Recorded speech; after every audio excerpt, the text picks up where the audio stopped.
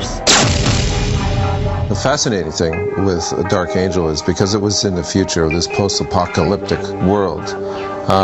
When it came to lighting, there were really no rules because we were living in a world where everybody was piecing together whatever they could salvage to make life work for them. It just gave me all kinds of freedom. Season 2 allowed me to get a little darker in that some of the new transgenic characters were very dark.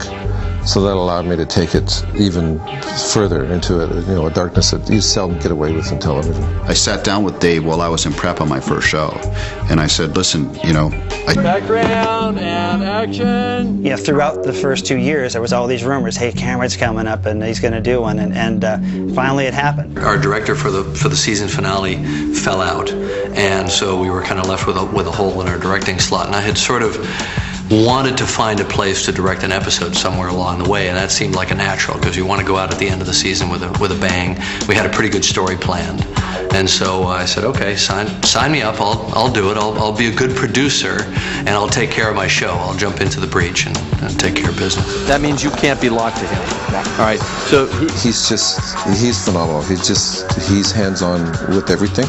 he was really eager to, grab the camera himself and put it on his shoulder and get in there and do it. When it says Jim Cameron directs, that doesn't mean he's like via satellite from Los Angeles sitting in his armchair like, go back to the medium 2 shot. He's spray painting the flag and he's telling the extra where to have their eye line and how to hold their gun, and he's a very hands-on, meticulous perfectionist director. I get wounded in this episode and he actually came up, grabbed the blood and did it himself.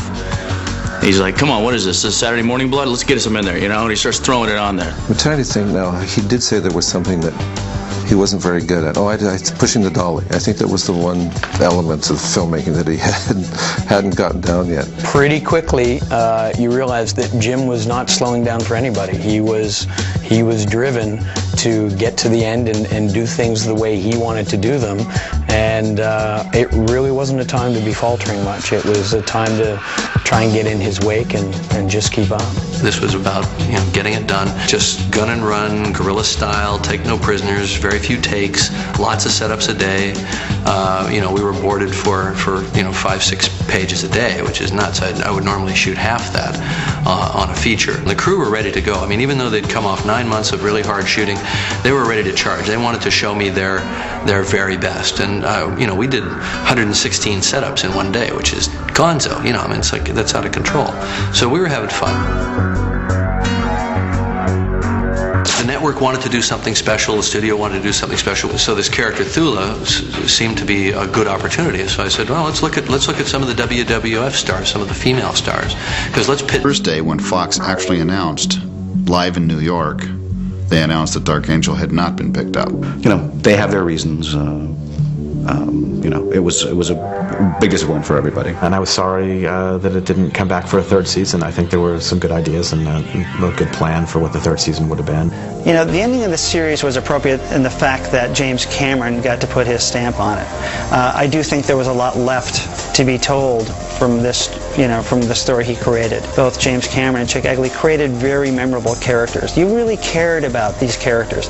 You wanted to see them succeed. You wanted to see them be accepted. I think there was a feeling in that image of the flag being raised. It was a very hopeful and sort of inclusive, and that image was pretty searing and comes close to summing it all up and taking the sting out of the fact that we didn't get to continue. I loved working on Dark Angel. I really liked all those people on that show. I liked the cast on that show. It was actually one of the best television experiences I ever had. Working on Dark Angel was a real joy because the cast, the crew, it was like working with your best friends. It was like having a second family. It was a great experience. I'm glad I got to be involved in it. Now look what we've done.